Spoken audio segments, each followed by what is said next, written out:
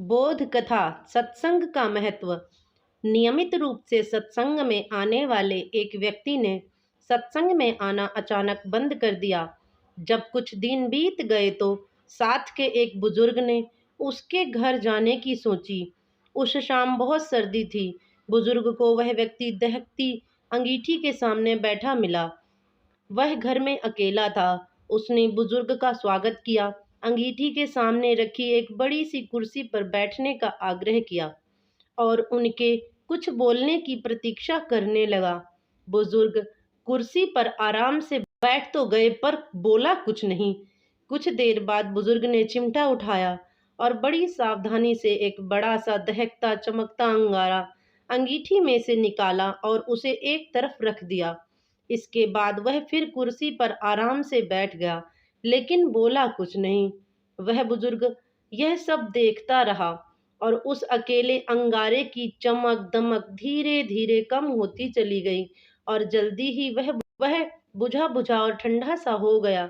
बुजुर्ग के आने के बाद से अभिवादन के अलावा किसी ने भी एक शब्द तक नहीं बोला था। बुजुर्ग ने चलने से पहले वह ठंडा और बुझा बुझा कोयला उठाया और वापस आग में फेंक दिया, जिससे वह तुरंत ही आसपास के जलते कोयलों के कारण रोशनी और गर्मी से फिर चमकने दहकने लगा।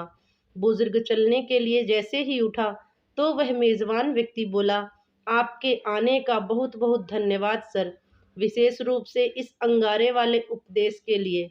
मैं अब आगे से हर सत्संग में आया करूँगा, कभी नहीं मिस करूँगा। सत्संग परिवार से सदैव जुड़ा रहूँगा। मनुष्य जीवन का सार भगवत भक्ति है और भक्ति का मूल आधार सत्संग है। सत्संग सर्वोच्च चेतना प्रदान करता है।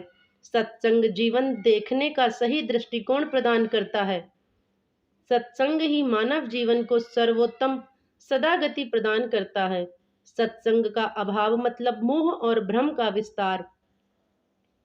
सत्संग का स्थान जीवन के अन्य कार्यों के बाद एडजस्ट करने वाला विषय नहीं है, अपितु सत्संग को एक विशेष महत्वपूर्ण दर्जा प्राप्त है, जिसके अनुसार अन्य कार्यों को एडजस्ट किया जाना चाहिए। अतएव सत्संग से बढ़कर कुछ भी नहीं है। तो दोस्तों, आपको यह भक्ति भाव से भरा सत्संग का बोध कैसा लगा, आप कमेंट करके जरूर बताइए और चैनल को सब्सक्राइब कीजिए अगर नए हैं तो, और वीडियो को लाइक शेयर कीजिए। धन्यवाद।